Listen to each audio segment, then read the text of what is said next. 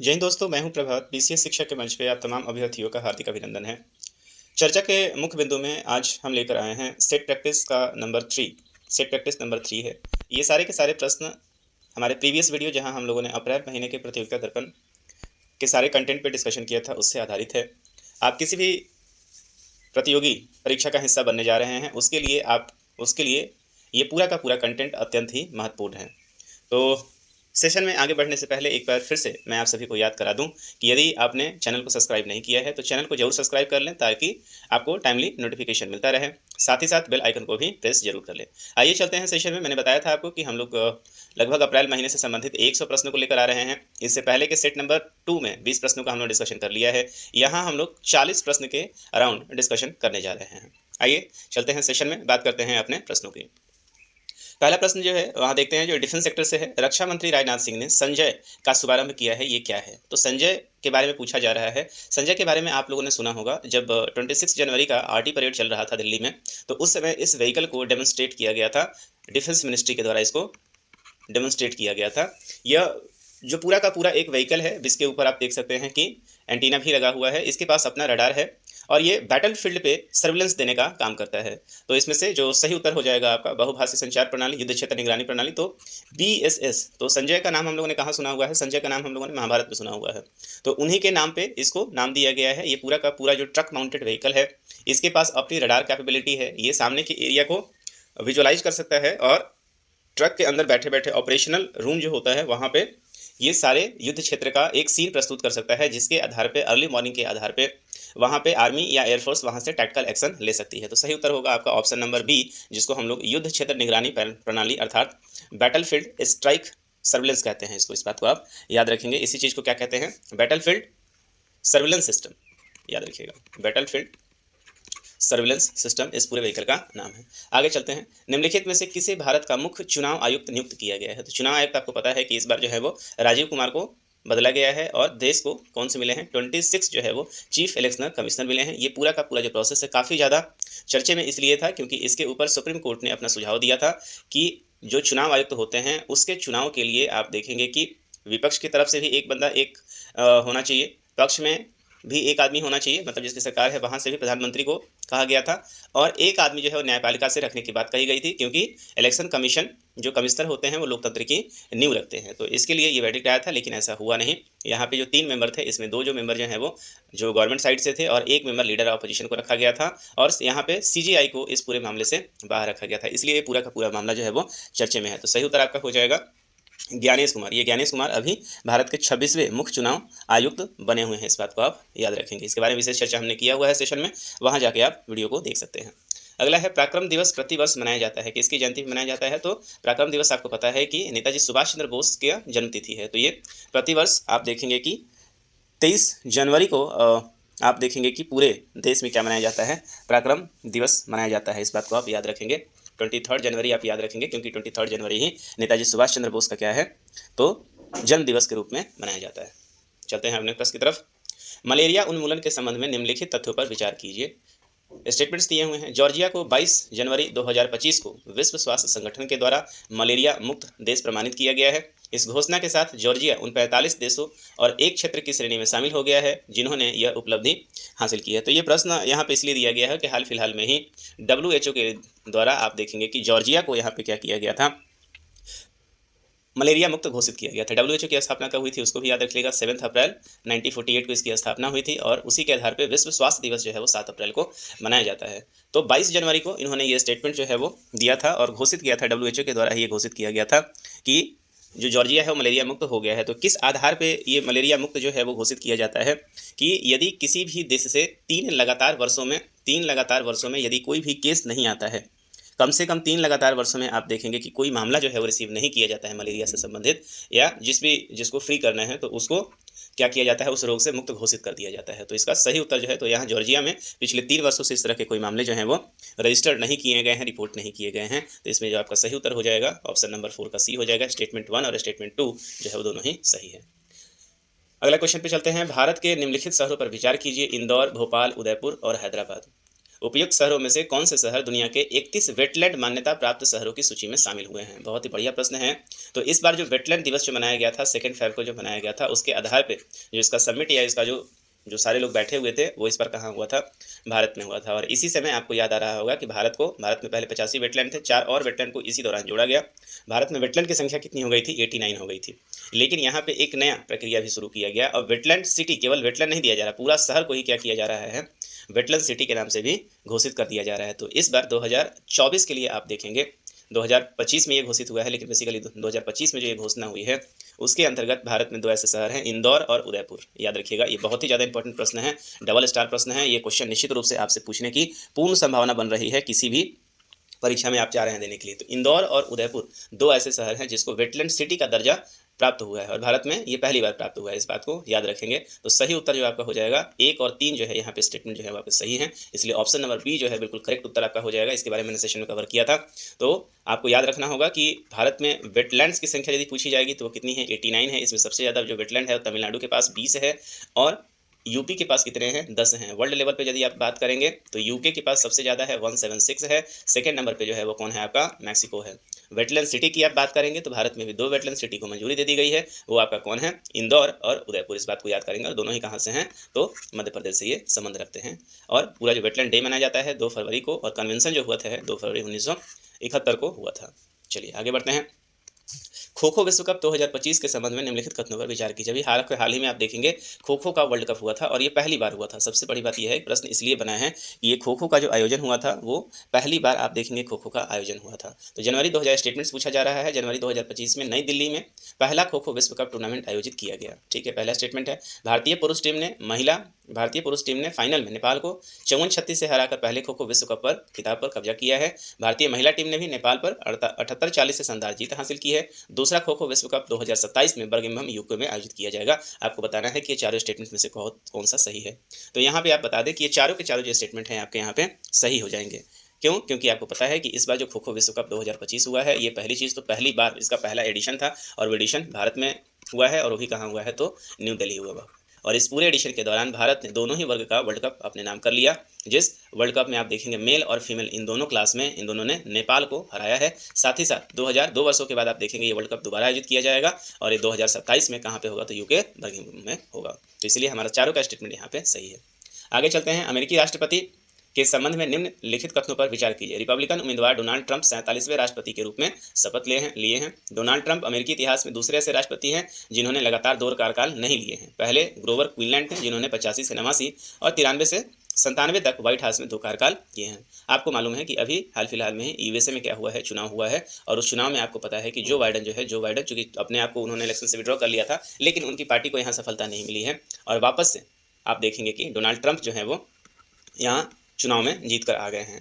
लेकिन आपको याद है कि डोनाल्ड ट्रंप इसके पहले वाले टेन्योर में हुआ करते थे और उसके बाद वो दोबारा कंजिक्यूटिव बार इलेक्शन नहीं जीत पाए हैं। हारने के बाद ये दोबारा खड़े हुए थे और इस बार आप देखेंगे कि 2025 के जनवरी से इन्होंने अपना कार्यकाल जो है रिज्यूम कर लिया है और वो अमेरिका के 47वें राष्ट्रपति के रूप में शपथ ले चुके हैं। और इनके साथ जो उपराष्ट्रपति बने हैं कौन बने हैं? जेडी वेंस बने हैं। इस बात को भी आप याद रखेंगे। तो यहीं से प्रश्न आया हुआ था। तो इस तरह से कंजिक्यूटिव, जनरली अमेरिका में क्या होता है, जिस तरह से भारत में राष्ट्रपति के लिए कोई समय सीमा निर्धारित नहीं किया गया है कि आप कितनी बार बन सकते हैं, लेकिन अमेरिका में ये निर्धारित किया गया है कि आप 2 बार ही देखेंगे कि मैक्सिमम 2 बार ही राष्ट्रपति बन सकते हैं और ये दूसरा इनका कार्यकाल हो गया है। इन्होंने कंजिक्यूटिव, जनरली होता ये है कि एक बार जो जीत गया दोबारा वही जीत जाता है, लेकिन इस बार ऐसा नहीं हुआ है। एक बार ये हारे हैं और दोबारा से चुनाव में जीते हैं। तो यहाँ पे जो सही स्टेटमेंट हो जाएगा वो स्टेटमेंट आपका क्या हो जाएगा? तीनों ही स्टेटमेंट यहाँ पे सही हैं। आगे चलते हैं। निम्नलिखित में से किसे 2025 में भारत के राष्ट्रपति के द्वारा शौर्य चक्र से सम्मानित किया गया है? तो आपको पता है कि शौर्य चक्र जो है वो क्या है? भारत में वीरता पुरस्कार के लिए दिया जाता है। भारत में मुख्य रूप से सिविलियंस के लिए और डिफेंस पर्सनल के लिए इनके 2 तरह के जो है पुरस्कार दिए जाते हैं। जो सिविलियंस होते हैं उसके लिए आपको पता है कि पद्मश्री पुरस्कार से सम्मानित किया जाता है, जिसमें 4 इसमें आप देखेंगे कि 4 तरह के कैटेगरी होते हैं, जिसके अंतर्गत पद्मश्री होता है, पद्म भूषण होता है, पद्म विभूषण होता है और कौन से होते हैं? और भारत रत्न होता है। तो ये आप देखेंगे 4 तरह के जो क्राइटेरिया हैं। इसमें हाईएस्ट सिविलियन अवार्ड जो होता है वो कौन होता है? भारत रत्न होता है। इस बात को आप याद रखेंगे। वहीं दूसरी तरफ आप वीरता की बात करेंगे तो भारत में क्या किया जाता है? वीरों के लिए, मतलब जो डिफेंस पर्सनल के लिए हैं, वहाँ वीरता पुरस्कार दिया जाता है, जिसमें सबसे जो हाईएस्ट ऑनर होता है वो क्या होता है? परमवीर चक्र होता है। उसके अलावा यहाँ पे अशोक चक्र और शौर्य चक्र भी दिया जाता है। तो इस बात को आप याद रखेंगे। तो इस बार आप देखेंगे 2025 में राष्ट्रपति के द्वारा शौर्य चक्र से सम्मानित किया गया है। किसको किया गया है? तो यहाँ क्वेश्चन दिया जा रहा है, corporal दाभी Sanjay हीफाभाई, flight lieutenant Aman Singh हंस, मेजर आशीष दहिया और उपयुक्त सभी। तो आप देखेंगे दो यहाँ पे जो है वो कौन से इंडियन एयरफोर्स से हैं, और एक व्यक्ति जो आपको नजर आ रहा है वो कौन नजर आ रहा है, तो ये आर्मी से आ रहा है। तो कॉर्पोरल दाभी संजय हीफाभाई ये वही व्यक्ति हैं जो जम्मू में जब घटना हुई थी इनके ऊपर टेररिस्ट वाला फायरिंग हुआ था जिसमें एयरफोर्स की तरफ से एक का देहांत भी हुआ था, वो वीरगति को प्राप्त हुए थे, वहीं इन्होंने जवाबी फायरिंग की थी और वहाँ से पूरे जो अपने पूरा जो अपना ट्रक है इसको इन्होंने बचाया था और भी लोगों की जान बचाई थी। तो इसके लिए दिया गया है फ्लाइट लेफ्टिनेंट अमन हंस, इनको दिया गया है। तो इसमें से जो स्टेटमेंट है हमारे वो सारे के सारे जो है वो सही हो जाएंगे। 2025 में पद्म विभूषण पुरस्कार विजेताओं के संबंध में तो मैंने बोला कि पद्म विभूषण पुरस्कार की भी इस बार क्या कर दी गई है, घोषणा कर दी गई है। तो पद्म विभूषण जो है वो भारत रत्न के बाद जो है वो सबसे बड़ा, या वरीयता में आप देखेंगे तो दूसरे नंबर पे आएगा ये। तो दूसरे नंबर का ये सबसे बड़ा जो है वो पुरस्कार है, सिविलियन अवार्ड है ये, इस बात को आप याद रखेंगे। और इस बार 2025 के लिए जो घोषणा की गई है, तो आप देखिए दुर्गुर नागेश्वर रेड्डी चिकित्सा से हैं, कुमुदनी रजनीकांत लाकिया कला से है, ओसामू सुजुकी जो मरणिप्रांत, आपको पता है कि जो हमारे यहाँ मारुति है, ओसामी सुजुकी जो मारुति जो आप देख रहे हैं गाड़ी, ये उस कंपनी के क्या हैं, संस्थापक थे, जिनका हाल फिलहाल में क्या हो गया है, निधन हो गया है। सुशील कुमार मोदी जो हैं वो बिहार के पूर्व उप मुख्यमंत्री हुआ करते थे, उनका भी निधन हो गया, जिनको ये पुरस्कार से नवाजा गया था, सार्वजनिक मामले में होते थे। तो क्वेश्चन आपसे पूछ रहा है कि इनमें से कौन सा उत्तर जो है वो सही है। अच्छा, यहाँ पद्म विभूषण पूछ रहा है, तो याद रखिएगा सुशील कुमार मोदी को पद्म विभूषण नहीं मिला था, पद्म भूषण मिला था, इस बात को आप याद रखेंगे। तो ऑप्शन 4 जो है ये यहाँ पे गलत हो जाएगा, क्योंकि आपसे पद्म विभूषण पूछ रहा है। तो सही उत्तर जो हो जाएगा केवल 1, 2 और 3 हो जाएगा, चौथा इसमें सही उत्तर में नहीं आएगा। आगे चलते हैं, निम्नलिखित में से किस खिलाड़ी को 2025 में पद्म भूषण से सम्मानित किया गया था। तो खिलाड़ियों में जो स्पोर्ट्स वाले हैं उसमें भी इस बार जगह दिया गया था। तो इसमें जो पद्म भूषण से है किसको दिया गया था, आपको याद आ रहा होगा, वॉलमैन के नाम से मशहूर PR श्रीजेश को दिया गया था। ये हॉकी में क्या है, गोलकीपर थे, और जो भारत इस बार पेरिस ओलंपिक में आप देखेंगे कि ब्रॉन्ज मेडल जीता था, उसमें इनका बहुत अहम योगदान था और आखिरी समय तक ये गोल नहीं होने दिए थे। तो इसके लिए, और वो गोल पोस्ट पे चढ़ के सबको फोटो ये याद होगा, इसलिए आप देखेंगे कि PR श्रीजेश को अपने लंबे समय के लिए क्या दिया गया है, कार्यकाल के लिए इनको सम्मानित किया गया है पद्म भूषण पुरस्कार से। तो याद रखेंगे सही उत्तर आपका हो जाएगा PR श्रीजेश। पद्मश्री पुरस्कार विजेताओं और उनके सम्मानित खेल के संबंध में निम्नलिखित जोड़ों पर विचार कीजिए। तो पद्मश्री से बारे पूछ रहा है, तो मैंने बोला था कि सबसे पहला जो होता है सबसे वो पद्मश्री ही होता है। तो पद्मश्री किसको मिला है, R अश्विन जो है क्रिकेट से हैं, हरविंदर सिंह तीरंदाजी से हैं, इन्यूपल्ली मनी विजयन जो है फुटबॉल से हैं, सत्यपाल सिंह पैरा कोच हैं। तो ये चारों के चारों स्टेटमेंट जो हैं वो आप देख रहे हैं, ये सही है, तो सही उत्तर हो जाएगा। और पद्म विभूषण भूषण के ऊपर हमने एक अलग से सेशन किया हुआ है, आप उससे जाके वीडियो में देख सकते हैं। फिल्म उद्योग से संबंधित निम्नलिखित हस्तियों पर विचार कीजिए। अनंतनाग अभिनेता, नंदामुरी बालकृष्ण, अजीत कुमार तमिल अभिनेता हैं, शोभना चंद्र कुमार नर्तकी अभिनेत्री, पंकज उदास गायक, शेखर कपूर जो है वो फिल्म निर्माता। आपको बताना है इसमें से कि 2025 में पद्म भूषण से सम्मानित किसे किया गया है। तो पद्म भूषण आपको पता है कि इस बार जो 2025 के लिए जो पद्म भूषण 25 जनवरी को आप देखेंगे कि ये घोषणा की गई थी, और इसमें जितने भी आप कलाकारों को देख रहे हैं इन सभी को क्या दिया गया था, पद्म, सभी 6 लोगों को क्या दिया गया है, पद्म भूषण से सम्मानित किया गया है। इस बात को आप याद रखेंगे। पद्म भूषण जो है वो कौन सा है, तीसरे नंबर का ये देखेंगे कि पुरस्कार है। तो सही उत्तर आपका जो हो जाएगा ऑप्शन नंबर D जो है आपका सही उत्तर हो जाएगा। सभी के सभी 6 को पुरस्कार मिला है। भारतीय फिल्म उद्योग की निम्नलिखित हस्तियों पर विचार कीजिए। Arijit Singh, singer Ricky Kej, Jaswinder Nurala, singer Barry Godfrey John. आपको बताना है 2025 में निम्नलिखित में से कितने लोगों को पद्मश्री पुरस्कार से सम्मानित किया गया है। तो आपको पता है कि पद्म पुरस्कारों में 71 लोगों की घोषणा की गई थी पद्मश्री में, तो उन्हीं में से इन लोगों का भी नाम है। तो आप देखेंगे सभी 4 जो है वो क्या मिला था कि इनको पद्मश्री पुरस्कार दिया गया था। आगे चलते हैं, PM यशस्वी योजना के बारे में आपको बताना है कि इनमें से कौन सा स्टेटमेंट सही है। तो PM यशस्वी प्रधानमंत्री young achievers scholar award scheme, इस बात को आप याद रखेंगे। Young achievers scholarship award scheme इसको कहा जाता है फॉर वाइब्रेंट इंडिया। ये आप देख लें, फॉर वाइब्रेंट इंडिया। तो ये पूरा यशस्वी का क्या है, फुल फॉर्म है, ये इसका संक्षिप्त नाम है। इस योजना को 2021 और 22 में शुरू किया गया था। PM यशस्वी योजना का प्राथमिक लक्ष्य OBC, EBC और DNT समुदाय के छात्रों को शैक्षिक, सामाजिक और आर्थिक रूप से सशक्त बनाना है। तो ये योजना से संबंधित प्रश्न है, यशस्वी योजना के बारे में पूछा गया है और आपसे पूछा जा रहा है कि इसमें कौन सा स्टेटमेंट सही है। तो सही उत्तर आपका हो जाएगा, सभी 3 स्टेटमेंट जो है आपके सही हैं। तो थोड़ा सा आप यशस्वी योजना के बारे में, चूंकि जो प्रतियोगिता दर्पण था उसमें इसके बारे में बहुत ज़्यादा नहीं दिया गया है, तो आप यहाँ पे देख लें, ये यशस्वी योजना आप यहाँ पे देख सकते हैं। और चर्चे में इस बार इसलिए है क्योंकि इस बार समाज न्याय और अधिकारिता मंत्रालय के अंतर्गत एक सेंट्रल स्कीम है जो समाज न्याय और अधिकारिता मंत्रालय के अंदर आता है, और इसको लाभार्थियों को इस बार संबोधित किया गया था। और इसका पूरा जो फुल फॉर्म होता है वाइब्रेंट इंडिया हेतु PM यंग अचीवर्स छात्रवृत्ति पुरस्कार योजना, PM यशस्वी योजना के नाम से इसको जाना जाता है। और इस बार हाल फिलहाल में वित्तीय सहायता जो दिया गया था उसको एड्रेस किया गया था, इसलिए पूरा का पूरा जो है वो इसमें क्या योजना है। तो इस योजना के अंतर्गत अन्य पिछड़ा वर्ग जिसको हम लोग अदर बैकवर्ड कास्ट OBC कहते हैं, आर्थिक रूप से पिछड़े जिसको EBC कहा जाता है, और विमुक्त जनजाति के वे छात्र पात्र हैं जिनकी पारिवारिक आय 2.5 लाख रुपये प्रति वर्ष तक है, 1 साल में जिनके 2.5 लाख रुपये हैं, और उप योजनाएं, यह एक व्यापक योजना है जिसमें क्या क्या योजनाएं हैं, तो प्री मैट्रिक छात्रवृत्ति इसमें दिया जाता है, 4,000 रुपये वार्षिक इसमें शैक्षणिक भत्ता दिया जाता है, 4,000 रुपये मतलब वार्षिक, एक साल में 4,000। मैट्रिक के बाद यहाँ 5,000 से 20,000 रुपये तक की सहायता दी जाती है। कॉलेज लेवल पे जब आप कॉलेज में चले जाते हैं वहाँ पूर्ण वित्तीय सहायता यहाँ पे दी जाती है। शीर्ष कॉलेज के छात्र ट्यूशन, निर्वाह खर्च सब कुछ इसमें दिया जाता है और साथ ही साथ छात्रावास में आवास की सुविधा भी दी जाती है। 2020-21 में इस पूरे योजना की घोषणा की गई थी, इस बात को आप याद रखेंगे। ये है आपका पीएम यशस्वी योजना। आगे देखते हैं, स्वतंत्रता के पश्चात समान नागरिक संहिता लागू करने वाला देश का राज्य कौन सा है। तो यूसीसी, आपको पता है कि यूसीसी हालांकि भारत में स्वतंत्रता के पहले से भी, स्वतंत्रता के समय पहले आप देखेंगे गोवा में ऑलरेडी यूसीसी जो है वो पुर्तगालियों का यहाँ पे राज था, इसको लागू किया गया था। लेकिन भारत में कानून बनाकर उसके लागू करने वाला देश का जो पहला राज्य है कौन बन गया है, उत्तराखंड बन गया है। और आपको पता है, मैंने सेशन में कवर किया था कि गुजरात भी इसके लिए अपने यहाँ काम कर रहा है और जल्दी ही वहाँ को गुजरात में भी देखने को मिल सकता है। सही उत्तर हो जाएगा ऑप्शन नंबर बी जो है उत्तराखंड।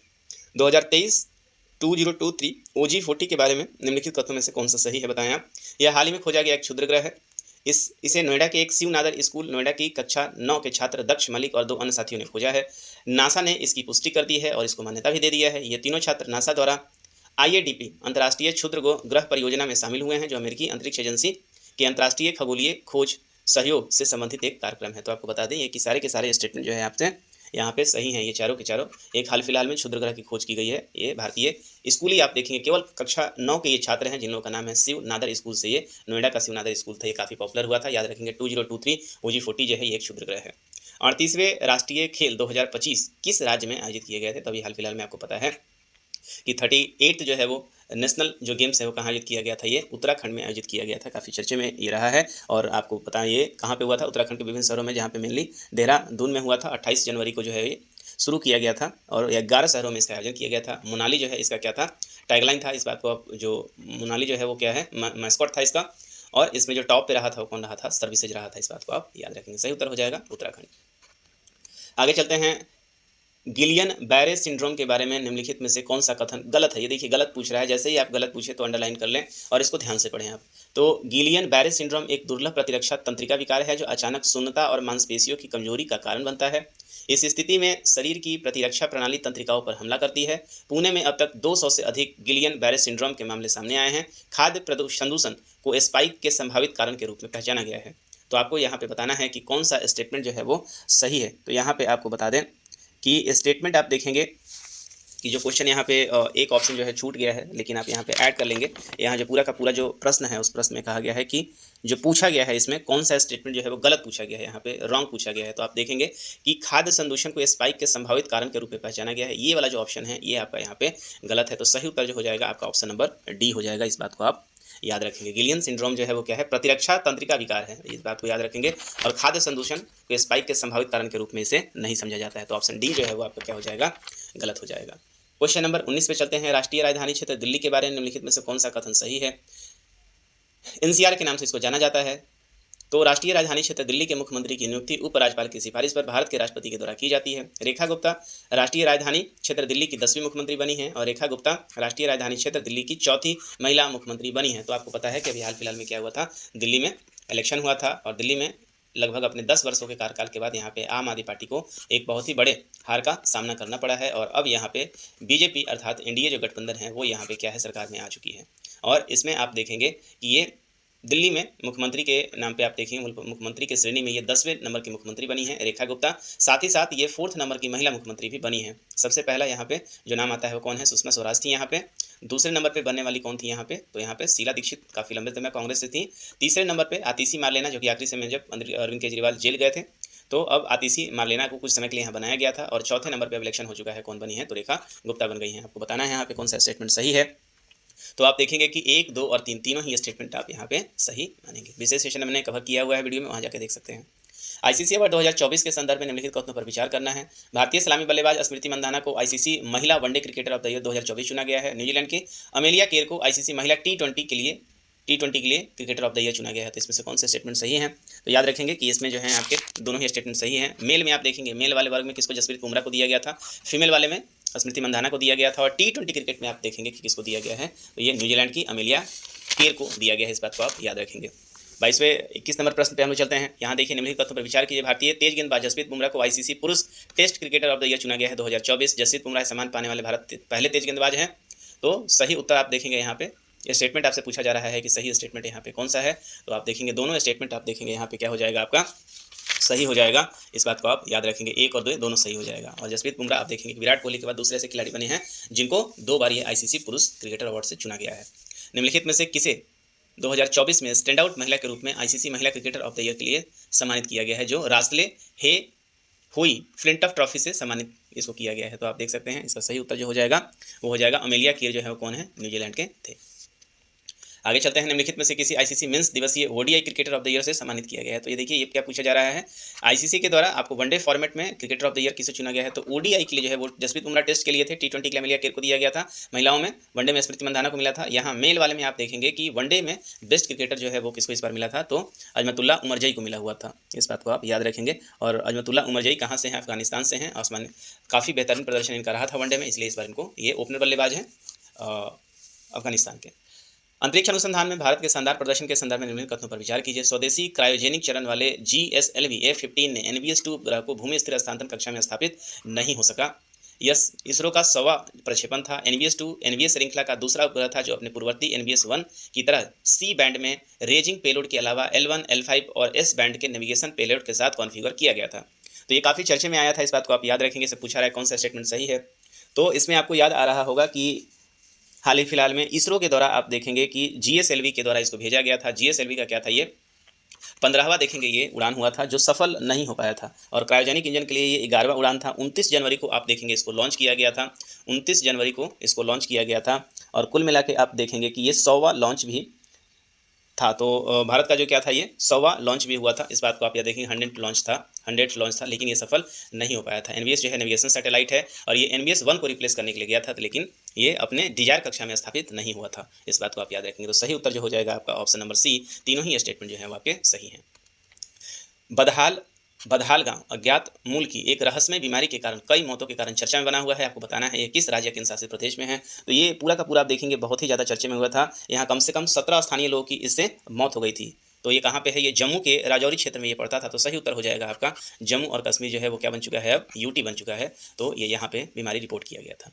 ग्रैमी पुरस्कार 2025 के संबंध में निम्नलिखित कथनों पर विचार कीजिए। तो ग्रैमी पुरस्कार आपको पता है कि ये किसके लिए आता है, जो टीवी पे सीरियल्स आते हैं उन सारी चीज़ों के लिए ये ग्रैमी पुरस्कार आप देखेंगे दिया जाता है। तो भारत में इस बार आपको बताना है कि कौन सा। तो चंद्रिका टंडन परोपकारी और संगीतकार ने अपने एल्बम त्रिवेणी के लिए बेस्ट न्यूज एज एम्बिटन या चैट एल्बम में ग्रैमी पुरस्कार जीता है। त्रिवेणी का विषय महाकुंभ से संबंधित है। आपको बताना है कि कौन सा कथन सही है। तो आपको यहाँ पे सही उत्तर जो हो जाएगा वो केवल एक होगा। तो इन्होंने जीता जरूर है, चंद्रिका टंडन ने जीता जरूर है, लेकिन उनका महाकुंभ से जो है कोई रिलेशन नहीं है। तो आपका सही उत्तर कौन सा हो जाएगा, ऑप्शन नंबर 1 हो जाएगा। इस बात को आप याद रखेंगे।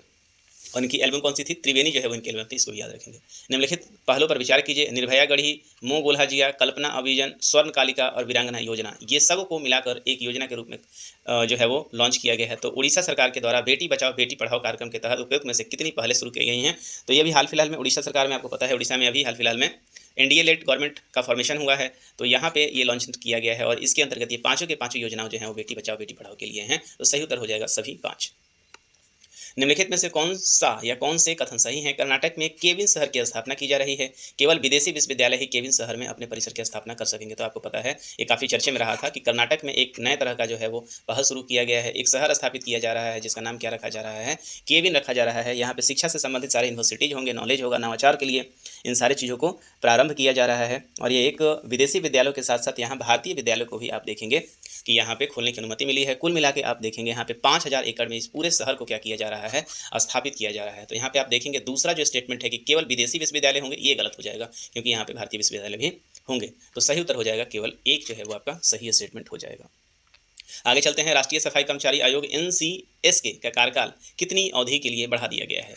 तो NCSK जो है सफाई कर्मचारी आयोग है, ये समाप्त हो रहा था अभी इसका कार्यकाल। तो अभी आप देखेंगे कि इसको 3 वर्षों का क्या किया गया है, एक्सटेंशन दे दिया गया है। अब ये जो पूरा का पूरा है वो 31 मार्च 2028 तक जो क्या होगा, ये कार्यकाल जो है वो बना रहेगा। तो इसकी घोषणा भी हाल फिलहाल में 8 फरवरी को ही राष्ट्रीय सफाई कर्मचारी आयोग के द्वारा यहाँ पे किया गया था। तो सही उत्तर हो जाएगा 3 वर्ष के लिए इसके कार्यकाल को बढ़ाया गया। अंतर्राष्ट्रीय बौद्ध परिसंघ ऐतिहासिक भगवान बुद्ध त्रिनेत्र त्रिसेवा अभियान की शुरुआत की घोषणा की जा रही है। यह सहयोगात्मक पहल किन देशों के सशस्त्र बलों को एक साथ लाती है। तो आपको पता है कि ये बौद्ध धर्म से संबंधित है और 3 देश जो हैं जो एक साथ इस पे काम कर रहे हैं। उसका सही उत्तर हो जाएगा भारत, नेपाल और श्रीलंका। इस बात को आप याद रखेंगे। आगे चलते हैं ट्रॉपिक्स 25 के बारे में। निम्नलिखित में से कौन सा कथन गलत है? तो ट्रॉपिक्स आपको पता है कि एक नेवल बेस्ड एक्सरसाइज है, आपको बताना है कौन सा गलत है यहाँ पे। तो भारतीय नौसेना के capstone theatre level operation exercise tropics का 2025 का संस्करण वर्तमान में हिंद महासागर क्षेत्र में चल रहा है। ये ऑपरेशनल लेवल एक्सरसाइज प्रति 2 वर्ष में आयोजित की जाती है। भारतीय सेना, वायुसेना और तटरक्षक बल की पर्याप्त भागीदारी है तथा सभी ऑपरेशनल भारतीय नौसेना इकाई ट्रॉपिक्स में भाग ले रही है। जनवरी 2025 में ट्रॉपिक्स 25 का आयोजन किया गया है। तो आपको बताना है इसमें कौन सा स्टेटमेंट जो है वो आपका यहाँ पे सही है। इस बात को आप बताना है कि कौन सा स्टेटमेंट जो है आपका यहाँ पे सही है। 31 नंबर जो है वो इसमें एक बार प्रश्न को थे कौन सा स्टेटमेंट गलत आपसे पूछा जा रहा है, इस बात को याद रखेंगे। एक ऑप्शन यहाँ पे छूट गया है, तो आप इसे पूछा जा रहा है कौन सा स्टेटमेंट जो है आपका गलत है, तो ये आपको यहाँ पे बताना है। तो सही उत्तर जो है वो आपका क्या हो जाएगा कि ऑप्शन नंबर डी जो आप देख रहे हैं, ये जो है उत्तर आपका क्या हो जाएगा, गलत हो जाएगा। जनवरी 2025 नहीं, ये मार्च 2025 से इसका आयोजन किया गया है। तो सही उत्तर जो हो जाएगा 3 महीने के लिए जो है इसका आयोजन किया जा रहा है। जनवरी से करेक्शन, ये जनवरी से मार्च महीने 3 महीने के लिए इसका आयोजन किया जाता है। तो ये स्टेटमेंट जो है डिजायरेबली जो है गलत हो जाएगा, ऑप्शन डी। निम्नलिखित में से कौन सा कथन नवीनतम वार्षिक शिक्षा सर्वेक्षण रिपोर्ट असर 2024 के संबंध में सही है? आपको पता है असर जो है एक एनजीओ संस्था है जो बेसिकली स्कूली जो शिक्षा है उसके ऊपर क्या करती है, अपना रिपोर्ट प्रकाशित करती है। तो इसके स्टेटमेंट क्या आया है कि इसने पाया है कि राज्यों में सीखने के स्तर में सुधार हुआ है, जिसका नेतृत्व मुख्य रूप से सरकारी स्कूल के द्वारा किया जा रहा है। इसमें पहली बार डिजिटल साक्षरता पर एक खंड भी शामिल किया गया है। लड़कियों की तुलना में लड़के अधिक स्मार्टफोन उपयोग कर रहे हैं। तो यहाँ पे आपको बताना है कौन सा स्टेटमेंट जो है सही है। तो आप देख लेंगे कि दोनों ही स्टेटमेंट आपको यहाँ पे क्या मिल जाएगा, सही मिल जाएगा। इस बात को आप याद रखेंगे। तो स्टेटमेंट क्या हो जाएगा, सही है यहाँ पे। गणतंत्र दिवस 2025 के लिए सर्वश्रेष्ठ झांकी पुरस्कारों के लिए निम्नलिखित जोड़ पर विचार करना है। तो जो आपको पता है कि हाल फिलहाल में हमारा क्या हुआ है कि रिपब्लिक डे परेड हुआ है, वहाँ पे आपको बताना है कि कौन सा स्टेटमेंट सही है। सर्वश्रेष्ठ झांकी का पुरस्कार उत्तर में महाकुंभ के लिए सेवाओं के बीच सर्वश्रेष्ठ मार्चिंग टुकड़ी JNK राइफल्स को मिला है। केंद्रीय मंत्रालय विभागों में जनजातीय मंत्रालय और पुलिस में आप देखेंगे कि दिल्ली पुलिस मार्चिंग को दिया है। आपको बताना है कि इसमें से कौन सा स्टेटमेंट सही है। तो सही स्टेटमेंट आप देखेंगे, चारों ही स्टेटमेंट जो है आपका सही हो जाएगा। पोलर नदी बेसिन जो है खबरों में है कहाँ पे, तो आपको पता है कि पोलर नदी बेसिन किस किस जगहों के बीच में पड़ता है। तो आप देख लेंगे कि आंध्र प्रदेश है, यहाँ पे तमिलनाडु आपको यहाँ पे दिख रहा है, और साथ साथ में आप यहाँ पे कर्नाटक दिख रहा है। तो 1, 3 और 5 जो है वो क्या हो जाएगा, आपका सही उत्तर हो जाएगा, ऑप्शन नंबर ए। भ्रष्टाचार बोध सूचकांक 2024 में भारत को कौन सा रैंक मिला है? तो आपको पता है कि भ्रष्टाचार से करप्शन इंडेक्स इस पर जारी हुआ है, और इस पर भारत को जो है कौन सा आप देखेंगे कि रैंक मिला है। तो भारत को इस पर 96 रैंक जो है वो मिला है। इस बात को आप याद रखेंगे। और पहले के रिस्पेक्ट में भारत की स्थिति और भी दयनीय हुई है। घरचोला शिल्प को भौगोलिक सूचक टैग मिला है, यह किस राज्य से संबंधित है? तो घरचोला जो है साड़ी के बारे में आपको जानते हैं, घरचोला इसको कहेंगे घाटचोला भी कहा जाता है। तो बेसिकली ये कहाँ से है जिसको अभी टैग मिला है? तो याद रखेंगे कि ये गुजरात का जो है वो साड़ी है। निम्नलिखित कथनों पर विचार करना है। संस्कृति मंत्रालय ने युग युगीन भारतीय राष्ट्रीय संग्रहालय को विश्व स्तरीय सांस्कृतिक संस्था के रूप में विकसित करने के लिए फ्रांस म्यूजियम डेवलपमेंट के साथ ऐतिहासिक साझेदारी की है। यह परियोजना सेंट्रल विस्टा प्रोजेक्ट के अंदर आता है, और ये नई दिल्ली के प्रतिष्ठित उत्तर और दक्षिण ब्लॉक में लगभग 1,55,000 वर्ग मीटर में फैला हुआ है। आपको बताना है कौन सा स्टेटमेंट सही है। तो आप स्पष्ट है, इसकी घोषणा हो चुकी थी। तो सही स्टेटमेंट, तीनों ही स्टेटमेंट जो है वो सही हो जाएगा। आर्टिफिशियल इंटेलिजेंस एक्शन समिट 2025 के बारे में बताना है। आपको पता है कि ये AI समिट के बारे में बताया है आपको। तीसरा AI समिट कहाँ हुआ था? अभी पेरिस में हुआ था, जहाँ प्रधानमंत्री गए हुए थे। इसके बारे में क्वेश्चन है। तो कृत्रिम मेघा कार्रवाई शिखर सम्मेलन 10 से 11 फरवरी को पेरिस में आयोजित किया गया था। कृत्रिम मेघा कार्रवाई शिखर सम्मेलन की अध्यक्षता USA संयुक्त रूप से भारत और फ्रांस ने की थी। सही है। पेरिस शिखर सम्मेलन में 5 प्रमुख थीम थी: लोक सेवा AI, फ्यूचर AI, नवाचार और संस्कृति AI पर विश्वास, और AI पर वैश्विक प्रशासन। तो आपको बताएंगे कि तीनों ही स्टेटमेंट आप देखेंगे कि सही है। तो सही उत्तर हो जाएगा आपका पहला वाला। इसका समिट कहाँ हुआ था? तो ब्लेचले UK में हुआ था। और कब हुआ था? 2023 में हुआ था। दूसरा सम्मेलन इसका कहाँ पे हुआ था? तो ये सियोल में हुआ था। और कहाँ हुआ था? 2024 साउथ कोरिया है। और तीसरा जो कहाँ हो रहा है, तो ये यहाँ पे हो रहा है, पेरिस में हो रहा है। किसान कवच सूट का संबंध किससे है? तो किसान कवच एक विशेष तरह का जो है सूट डिजाइन किया गया है, और इस विशेष तरह के सूट में क्या होगा, जो जितने भी कीटनाशक से होने वाले स्वास्थ्य जोखिम से क्या करेगा, बचाएगा। और इसको आई ब्रिक के द्वारा आप देखेंगे क्या किया गया है, इसको डेवलप किया गया है। Institute of stem cell and regenerative medicine शोधकर्ताओं के द्वारा आप देखेंगे ऐसा सूट बनाया गया है। जब छिड़काव किया जाता है तो किसानों के ऊपर इसका कोई असर नहीं देखने को मिलेगा। तो ये जो है उसका सही उत्तर हो जाएगा। हाल ही में अपनाया गया साइबर अपराध के विरुद्ध संयुक्त राष्ट्र अभिसमन सम्मेलन के बारे में आपको बताया है। तो साइबर अपराध के विरुद्ध में एक स्टेटमेंट है। इसका उद्देश्य व्यक्तियों, व्यवसाय और सरकारों को लक्षित करने वाले बढ़ते साइबर अपराध खतरे को संबोधित करना है। सम्मेलन आंतरिक सहयोग, पीड़ित सहायता और रोकथाम पर केंद्रित है, और यह कानूनी रूप से बाध्यकारी अभिसमय है। तो आपको बताना है कौन सा स्टेटमेंट जो है सही है। तो आपको पता है कि साइबर अपराध को लेकर यहाँ पे एक अभी समिट हुआ था, जिसमें सारे डिसीजन जो लिए गए हैं। सही उत्तर हो जाएगा आपका ऑप्शन नंबर डी। ये तीनों ही स्टेटमेंट जो है आपके सही हो जाएंगे। तो ये कुल मिला के जो है 40 प्रश्न रहे, जहाँ पे हम लोगों ने बहुत ही कम समय में UPSC लेवल के प्रश्न के स्तरों को हम लोगों ने यहाँ पे देख लिया है। और सेट प्रैक्टिस जो 3 है यहाँ पे, और ये सारे के सारे जो कंटेंट हैं, ये प्रतियोगिता दर्पण जो मैगजीन आता है वहाँ से इस कंटेंट को लिया गया था। मुझे उम्मीद है कि ये सेशन आपको पसंद आया होगा। यदि आपको सेशन अच्छा लगा है तो निश्चित रूप से चैनल को एक बार सब्सक्राइब भी कर लें, बेल आइकन को दबा लें, और इसी के साथ अपने सेशन को यहीं पे देते हैं विराम। मिलेंगे आपसे अगले सेशन में, तब तक खुश रहें, अपने पढ़ाई को आगे बढ़ाते रहें और साथ ही साथ प्रैक्टिस ज़रूर करते रहें। तो मिलेंगे आपसे अगले सेशन में, तब तक के लिए साइनिंग ऑफ। जय हिंद, दिस इज प्रभात।